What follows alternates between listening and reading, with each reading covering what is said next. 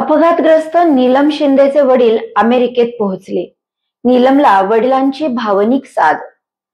अमेरिकेच्या सॅक्रामेंटो येथे अपघातानंतर 18 दिवस कोमात असणाऱ्या नीलम शिंदे हिने काल रात्री वडिलांच्या हाकेला प्रतिसाद दिला. अतिदक्षता विभागात अत्यवस्थ असलेल्या लेकीला हाक मारल्यानंतर डोळ्यांची किंचित हालचाल झाल्याने वडिलांच्या येण्याने नीलम उपचारांना प्रतिसाद देईल असा विश्वास तेथील वैद्यकीय तज्ज्ञांनी व्यक्त केला आहे. शिक्षणाच्या निमित्ताने अमेरिकेत असणाऱ्या अपघातग्रस्त नीलम शिंदेवर अतिदक्षता विभागात उपचार सुरू आहेत. विजा मिळवण्यात येणाऱ्या अडचणींचे विघ्न सुटून तिचे वडील तानाजी शिंदे आणि मामाचा मुलगा गौरव कदम 24 तासाच्या प्रवासानंतर यूसी डेव्हिस मेडिकल सेंटर सॅक्रामेंटो येथे पोहोचले. रात्री उशिरा पोहोचल्यामुळे नीलमवर उपचार करणाऱ्या वैद्यकीय टीम बरोबर वडिलांचा संवाद झाला नाही.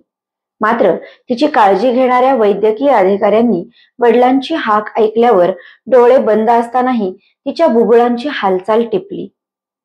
कराड तालुक्यातील उमरस गावातील नीलमचा 14 फेब्रुवारी 2025 रोजी अमेरिकेत अपघात झाला.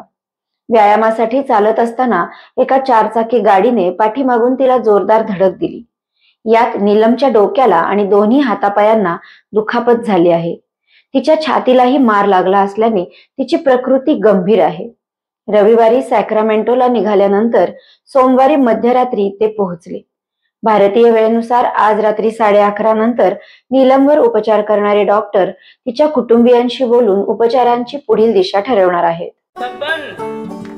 आपको कलेक्टर साहिबा के हाथों से इनामी घर मिल रहा है।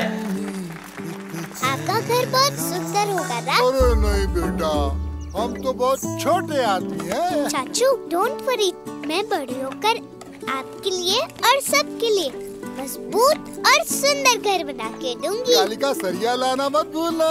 कालिका टीएमटी सरिया कंक्रीट से करे मजबूत जोड़ और भूकंप संग आग से लड़कर घर को दे दीर्घायु। कालिका सरिया मैं भूली नहीं। बेटिया आप कलेक्टर। कालिका टीएमटी, फैसला जो मजबूत हो।